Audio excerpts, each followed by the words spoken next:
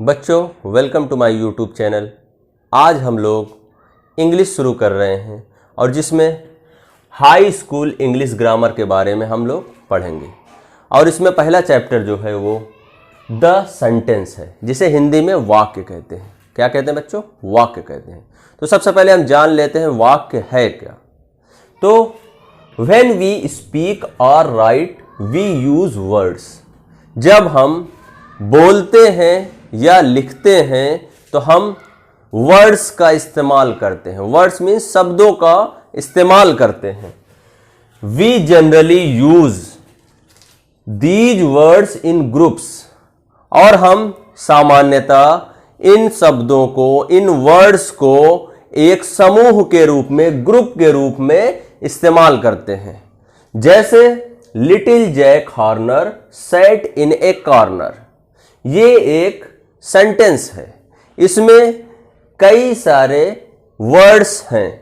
जैसे little Jack Horner sat in a corner, ये सारे अलग अलग वर्ड्स हैं और इन सारे अलग अलग वर्ड्स से मिलकर एक सेंटेंस बनता है। तो हम लोग सेंटेंस की डेफिनेशन देख लेते हैं। A group of words like this which makes complete sense is called a sentence. फिर से जान लेते हैं। A group of words like this which makes complete sense is called a sentence. इसे हिंदी में कहेंगे शब्दों का ऐसा समूह जिसका पूर्ण और सार्थक अर्थ निकलता हो, उसे सेंटेंस या वाक्य कहते हैं। तो यहां पे वाक्य दिया गया है, little Jack Horner sat in a corner. छोटा जैक हॉर्नर जो है वो कोने में बैठा हुआ है। इसमें पूरा सेंस निकल रहा है। बच्चों, सेंटेंस को अच्छी तरह से हम समझ लेते हैं। यहां पे हमने 3 सेंटेंस लिखे हैं, जो कि हिंदी में भी है और उसका इंग्लिश में ट्रांसलेशन है। तो देखते हैं कि शब्दों का समूह कैसे होता है। यहां ऊपर पे लिखा हुआ है मैं स्कूल जा रहा हूं। तो देखते हैं इसमें कितने शब्द हैं। 1, 2, 3, 4 और 5। तो मैं स्कूल जा रहा हूं 5 शब्दों का एक समूह है और इसका पूर्ण और सार्थक अर्थ निकल रहा है। मैं स्कूल जा रहा हूं। अगर इंग्लिश में इसको देखेंगे, इसका ट्रांसलेशन देखेंगे तो I am going to school. इसमें भी 1, 2, 3, 4 और 5 शब्द हैं। तो ये 5 शब्दों का एक समूह है। A group of words, 5 words है इस सेंटेंस में। तो इससे पता क्या चलता है कि सेंटेंस में शब्दों का समूह होता है, यानी ग्रुप ऑफ वर्ड्स होते हैं। तो 5 शब्द मिलके ये पहला वाला सेंटेंस बना हुआ है और इसका पूर्ण अर्थ भी निकलना चाहिए। सपोज कीजिए कि अगर मैं स्कूल जा रहा हूं की जगह मैं स्कूल हो जाए, तो क्या इसका पूरा अर्थ निकल रहा है? मैं स्कूल नहीं निकल रहा है ना, जबकि इसमें 2 शब्द हैं। ये भी शब्दों का समूह है। और इसी तरह I am going to school लिखा हुआ है। अगर ये गोइंग टू हो जाए या एम गोइंग टू हो जाए तो क्या होगा? यह भी शब्दों का समूह है, लेकिन इसका पूर्ण अर्थ नहीं निकल रहा है। या हम लिख देते हैं यहां पे गोइंग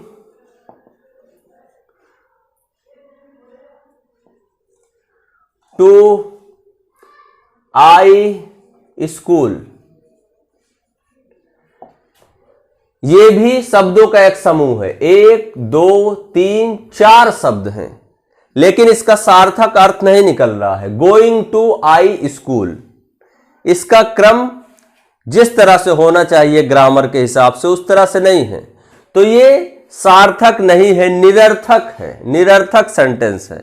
तो सेंटेंस को कैसा होना चाहिए? सार्थक, जिसका सही मतलब निकले। तो यहां पे अब दूसरे सेंटेंस को हम देखते हैं। लिखा हुआ है वह खाना खा रही है। तो इसमें देखते हैं कितने वर्ड्स हैं। 1, 2, 3, 4 और 5 वर्ड्स हैं।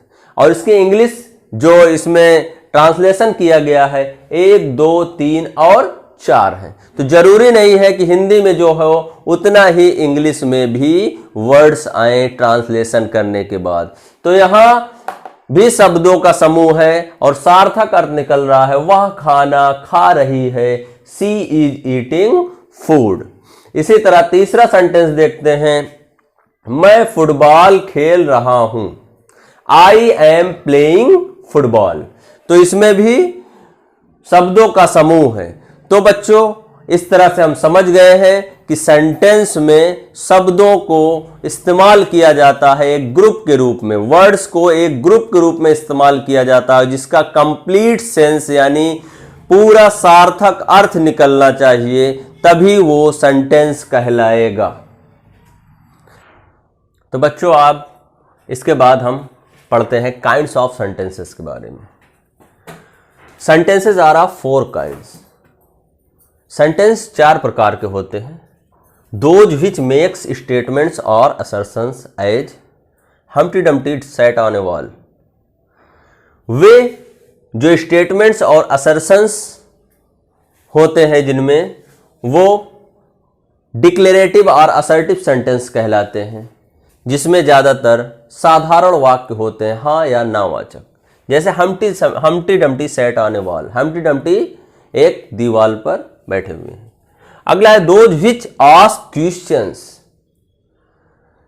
मीन्स ऐसे सेंटेंसेस में क्वेश्चंस पूछे जाएंगे, सवाल पूछे जाएंगे, like where do you live, where are you going, who are you, what is your name, where do you live, how are you, where are you going, like this. इसमें सवाल पूछे जाएंगे।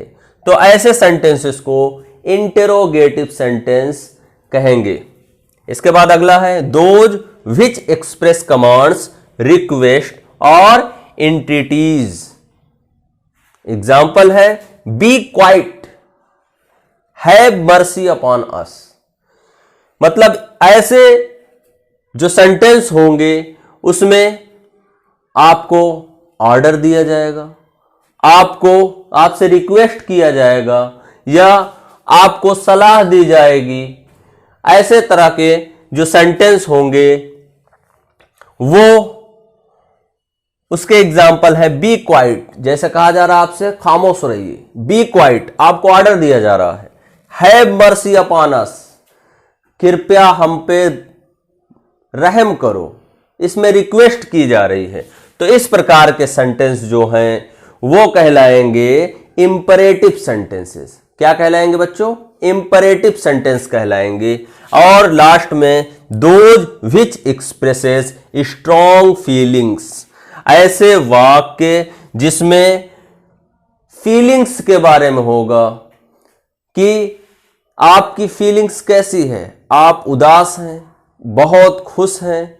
ऐसे तरह के जब वाक्य आएंगे तो ऐसे वाक्यों को एक्सक्लामेटरी वाक्य, एक्सक्लामेटरी सेंटेंस कहेंगे। और इसमें एक खास बात होती है, मार्क ऑफ एक्सक्लामेशन जो इस तरह से लगाया जाता है, दिया रहता है।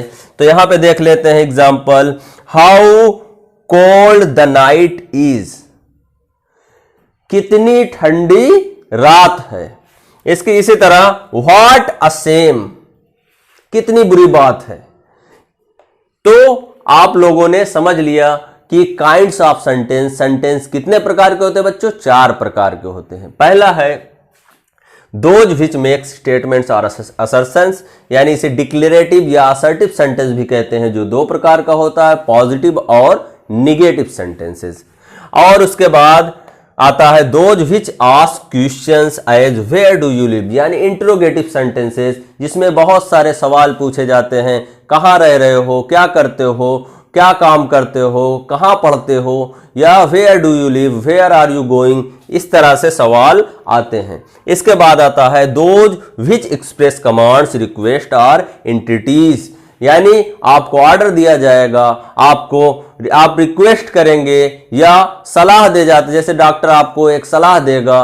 और ऐसे ही वाक्य जो आते हैं वो इंपरेटिव सेंटेंस कहलाते हैं, जैसे बी क्वाइट, खामोश रहो, आपको ऑर्डर दिया जा रहा, बी क्वाइट, खामोश रहो। हैव मर्सी अपॉन अस, कृपया मुझ पर रहम करो, रिक्वेस्ट की जा रही है। तो ऐसे क्वेश्चंस जो आएंगे वो इंपरेटिव क्वेश्चंस होंगे और इंपरेटिव टाइप सेंटेंसेस होंगे, और those which expresses strong feelings, ऐसे वाक्य जिसमें स्ट्रॉन्ग फीलिंग्स हो, दुख हो, खुशी हो, संवेदना हो, तो ऐसे वाक्यों को एक्सक्लेमेटरी सेंटेंस या एक्सक्लेमेटरी वाक्य कहते हैं। इसके एग्जाम्पल है how cold the night is, और इसमें मार्क ऑफ एक्सक्लेमेशन। तो इसमें जो सेंटेंस दिया गया how cold the night is, इसमें विस्मय बोधक या मार्क ऑफ एक्सक्लेमेशन दिया हुआ, इससे हम पता चल जाएगा हमें कि ये एक्सक्लेमेटरी सेंटेंस है। तो how cold the night is, कितनी ठंडी रात है, या व्हाट अ शेम, कितनी बुरी बात है। तो ऐसे ही आप लोग समझ जाएंगे। इसमें कुछ चीजें हैं समझने की, जिससे हमें समझ में आ जाएगा कि सेंटेंस जो दिया गया है वो किस प्रकार का। जैसे क्वेश्चन जो होंगे, जो इंट्रोगेटिव सेंटेंस है उसमें ज्यादातर में क्वेश्चन मार्क लास्ट में दिया रहता है, और जो एक्सक्लेमेटरी सेंटेंस रहते हैं उसमें मार्क ऑफ एक्सक्लेमेशन दिया रहता है। तो बच्चों ये 4 तरह के आप सेंटेंस आपने समझ लिया होगा। इसके बाद आगे हम अगला चैप्टर पढ़ेंगे। बच्चों अगर आपको मेरा ये वीडियो अच्छा लगा हो तो आप मेरे चैनल को सब्सक्राइब करिए, वीडियो को शेयर करिए और लाइक करिए, और इसी तरह पढ़ते रहिए। आपको जो चीज ना समझ में आए नीचे कमेंट में आप कमेंट कर सकते हैं। धन्यवाद।